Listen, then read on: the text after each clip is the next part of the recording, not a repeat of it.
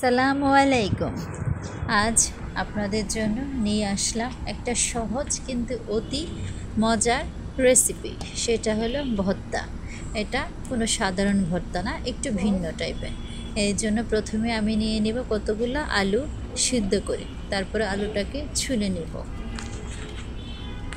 এরপর আলুটাকে চটকিয়ে নেব, স্ম্যাশ করে নেব যতটুকু করা সম্ভব হয়।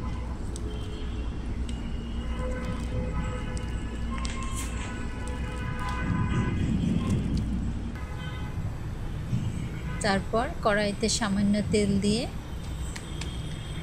কতগুলা শুকনো মরিচকে ভেজে নেব।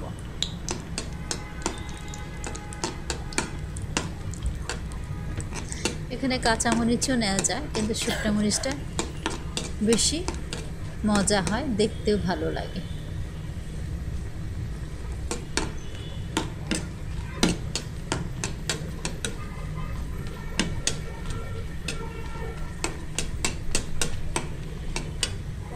ভালো করে নেড়ে চেড়ে মরিচটাকে ভেজে নেব।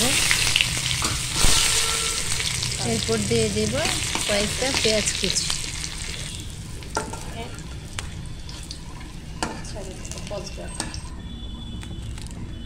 এখন মরিচটা গরম থাকা অবস্থা আলুর সাথে মাখিয়ে নিব। মরিচটাকে ভালো করে যতটুকু সম্ভব চটকিয়ে নেব।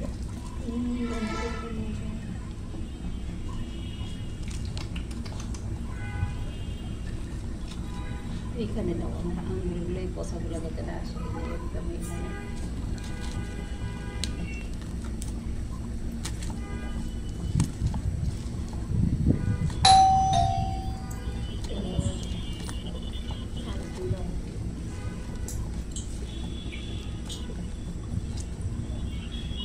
তারপর সামান্য লবণ দিয়ে আলুটার সাথে, স্ম্যাশ করা আলুটার সাথে ভালো করে মাখিয়ে নেব। এখানে কেউ চাইলে আলুর সাথে বাড়তি যদি লাল মরিচটা থাকে সেটা রেখে দিতে পারে, বেশ ভালো লাগে। এবার অন্য একটা কড়াইতে সরিষার তেল দেব সামান্য পরিমাণ। তেলটা গরম হয়ে আসলে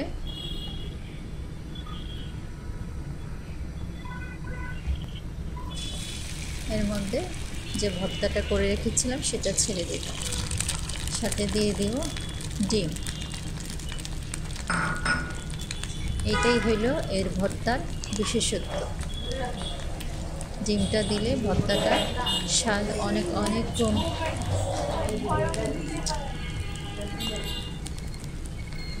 গুণ বেড়ে যাবে।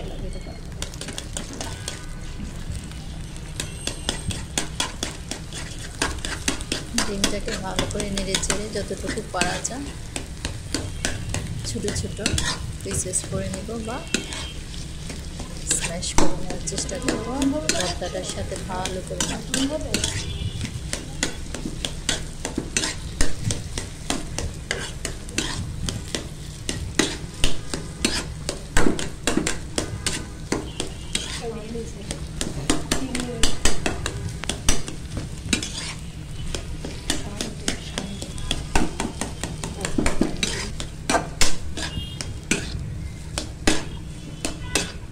সুন্দর করে মাখানো হয়ে গেলে আমি নামিয়ে নেব।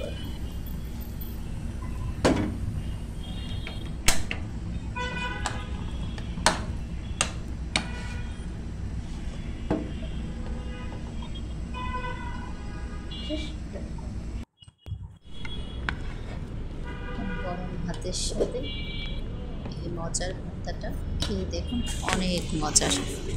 এটা তুমি